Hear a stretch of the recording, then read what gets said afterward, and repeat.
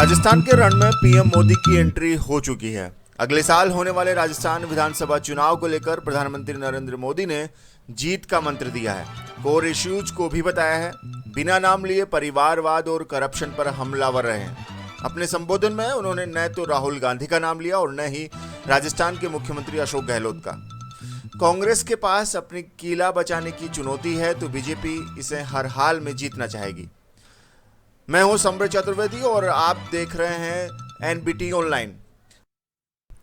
अब बात करते हैं प्रधानमंत्री मोदी के संबोधन की 10 बड़ी बातों की। पहली बात है, आजादी के बाद से ही वंशवाद और परिवारवाद ने देश का भयंकर नुकसान किया। परिवारवादी पार्टियों ने देश में भ्रष्टाचार को, धांधली को, भाई भतीजावाद को, इसी को आधार बनाकर बहुत मूल्यवान समय बर्बाद किया। ये परिवारवादी पार्टियां आज भी देश को पीछे ले जाने पर तुली हैं। दूसरी बात, परिवारवादी पार्टियों का सार्वजनिक जीवन परिवार से शुरू होता है, परिवार के लिए चलता है, परिवार की खातिर करता है। भाजपा को इन परिवारवादी पार्टियों से निरंतर मुकाबला करना है। परिवारवाद, वंशवाद लोकतंत्र के लिए सबसे घातक परंपरा है। तीसरी बात, कुछ पार्टियों का इकोसिस्टम पूरी शक्ति से देश को मुख्य मुद्दों से भटकाने में लगा हुआ है। हमें कभी ऐसी पार्टियों के जाल में नहीं फंसना है। हमें कभी कोई शॉर्टकट नहीं लेना है। हमें देश हित में, देश हित से जुड़े जो भी बुनियादी विषय हैं, जो कोर इश्यूज हैं, उन्हीं पर आगे बढ़ना है। और ये कोर इश्यूज क्या हैं? गरीब का कल्याण, गरीब का जीवन आसान बनाने के लिए, गरीब को सशक्त बनाने के लिए हमें लगातार काम करना है। चौथी बात, मैं आज के युवाओं की भाषा में कहूं तो जो भारत के समृद्ध भविष्य के कोड लिखने के लिए लालायित हैं, ऐसे हर युवा को हमें भाजपा के साथ जोड़ना है। हमें ये याद रखना है, परिवारवाद की राजनीति से विश्वासघात खाने वाले देश के युवाओं का विश्वास सिर्फ भाजपा ही लौटा सकती है। पांचवी बात, मैं सैचुरेशन की बात करता हूँ। सैचुरेशन सिर्फ पूर्णता का आंकड़ा भर नहीं है। ये भेदभाव, भाई भतीजावाद, तुष्टीकरण, भ्रष्टाचार के चंगुल से देश को बाहर निकालने का माध्यम है।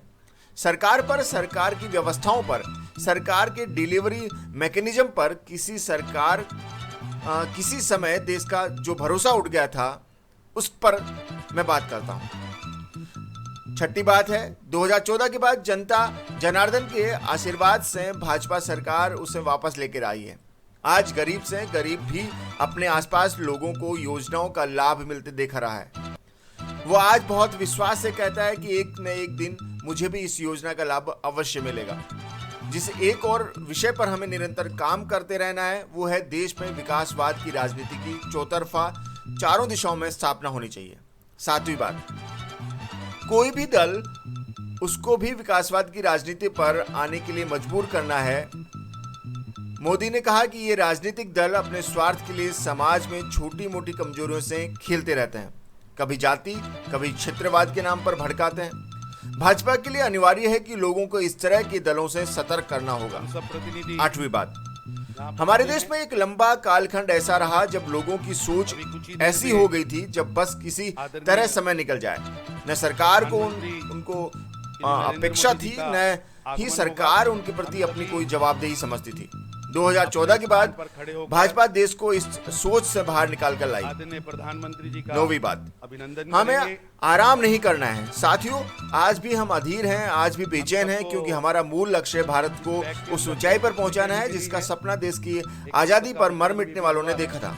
मैं देश के उज्जवल भविष्य को भली भांति देख रहा हूं। जब मैं आत्मविश्वास से भरे हुए देश के युवाओं को देखता हूं, कुछ कर गुजरने के हौसले के साथ आगे बढ़ते हुए बहन बेटियों को देखता हूं, तो मेरा आत्मविश्वास और भी कई गुना बढ़ जाता है। 10वीं बात, दुनिया आज भारत को बड़ी उम्मीदों से देख रही है। आजादी के इस अमृतकाल में देश अपने लिए अगले 25 वर्षों के लक्ष्य तय कर रहा है। भाजपा के लिए ये समय है अगले 25 वर्षों के लक्ष्यों को तय करने का, उनके लिए निरंतर काम करने का। हमारा दर्शन है पंडित दीनदयाल उपाध्याय का एकात्म मानववाद और अंत्योदय। हमारे चिंतन है डॉक्टर श्यामा मुखर्जी की सांस्कृतिक राजनीति। और हमारा मंत्र है सबका साथ, सबका विकास, सबका विश्वास, सबका प्रयास। तो ये 10 प्रमुख बातें थी जो प्रधानमंत्री नरेंद्र मोदी ने जयपुर में चल रहे बीजेपी के राष्ट्रीय पदाधिकारी सम्मेलन में उन्होंने कही। और अधिक अपडेट्स के लिए बने रहें एनबीटी ऑनलाइन के साथ।